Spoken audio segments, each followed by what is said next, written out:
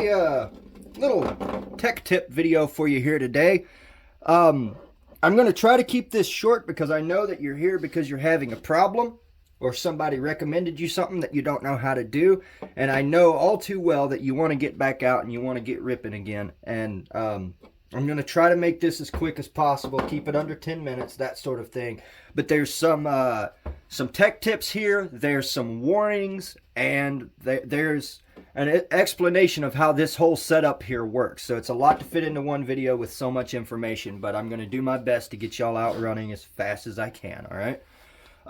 First of all, I got a question. Were you just out running your truck and then all of a sudden it won't do wheelies anymore? It won't do donuts, it won't kick up dirt, feels like it's got no guts, but then when you pick it up and hit the gas, it seems like everything's just fine? Well, if that's the case, this video might be for you. But before I show you how to fix that problem, at least what that problem is 9 times out of 10, I got a couple of warnings for you and a couple of details for you and just a couple of suggestions.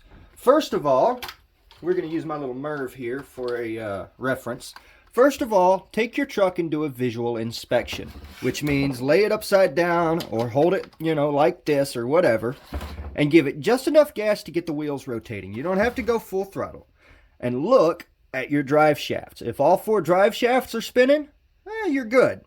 Now, take it, set it on the road or preferably in like loose gravel or something, and hold it. And again, give it just enough throttle to break the tires loose. If all 4 tires spin, which if it won't move under its own power, it's probably not going to spin all 4 tires.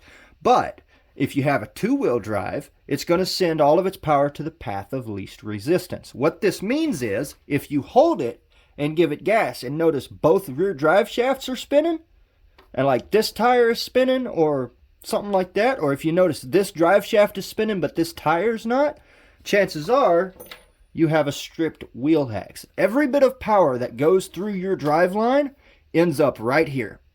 And this relies on a hex-shaped insert to transfer that power into the wheel, okay? If that is stripped out, your diff's going to send all the power to that wheel and your truck's not going to move. However, if you hold it on the ground and none of your drive shafts are spinning, right? Then you know you got a problem deeper in the truck. So, visual inspection first to save you time and effort of pulling something apart.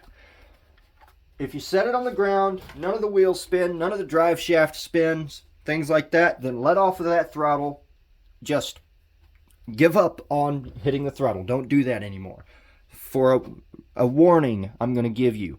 I see all the time people have this problem. I see it 2 or 3 times a week on social media. I'm not even joking, where somebody will have the truck parked against their leg, giving it gas, and the tires won't spin, and eventually it starts to smoke.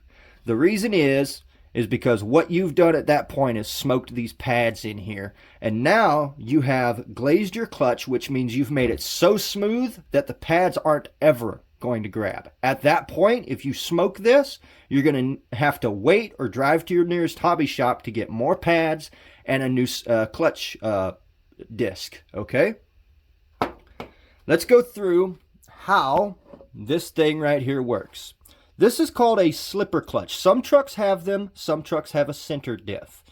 But if your truck is equipped with a slipper clutch, most of the, I would say, 3S and under trucks, I do believe, are equipped with slipper clutches. They don't start running center diffs until you get into some like higher powered vehicles. I'm sure there are some low power vehicles that run a center diff, but chances are you've got one of these. All right.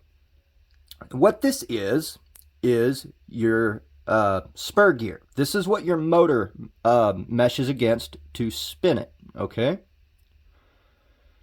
The spur gear is bolted to a carrier setup that sits right behind it, and in that carrier setup is held your you can call them friction pads, clutch pads, whatever you want to call them. I call them clutch pads. The clutch pads ride against that silver shiny disc in there, see it? And that disc is keyed into your clutch plate back here, which is then staked on to your output shaft. Some people would be very surprised to know that this big gear is in no way, shape, or form actually connected to that output shaft. This gear rides on a bearing, and all of your power goes through these little pads. And the harder this gear is pressed against by this nut and spring, the more these pads will grip on that plate in there. To show you this. Right? Spins freely with no force on it, doesn't it? The grip on this hand is going to be as strong as I can make it. And you see how I can't hold it still? There you go. And that's just a moderate amount of pressure. Okay? So that's your problem. This nut has probably backed off, and because of that, these pads are not grabbing on that disc. So here's how you fix that issue. 9 times out of 10, this is what's wrong. At least if you follow all the instructions in the beginning of the video. So we go all the way in, and you don't want to tighten this up too much, because if you do, you can crack that clutch carrier in there, that carrier setup. So you go just until it stops or gets hard, and then you come out 1/4 of a turn. If you're a young person and you don't know what 1/4 of a turn is, don't worry, you're not alone. For the longest time, I wasn't very good with all of that stuff either. But you think of it like counting counting like quarters, counting a quarter or a dollar or whatever, right? There's 4 quarters in a dollar, 1/4 of a turn, 1/4 of a turn. When referring to this, it's the same thing. You've got 1/4, 2/4, 3/4, dollar. So 1/4 of a turn is that. I was actually a little more than 1/4. But that's what you do. You tighten it down till it gets hard to turn, and then you back it off 1/4. And that is a baseline setting that, if this is the problem, should get you running again. Now, one more thing. You don't want to over tighten this. You want it to slip a bit. Certainly if you're running a high power system. If you land on throttle, all of that rotational force stops while your motor's still trying to turn. This is supposed to slip just a little to help save your driveline. And it's supposed to do the exact same thing when you hammer on it from a standstill. Instead of sending immense amounts of shock through your drive shafts and, your wheel hexes and all of that, this is supposed to slip and take up a bit of that strain. So you want it to slip a little bit, but you don't want it so loose that you wind up burning out your pads.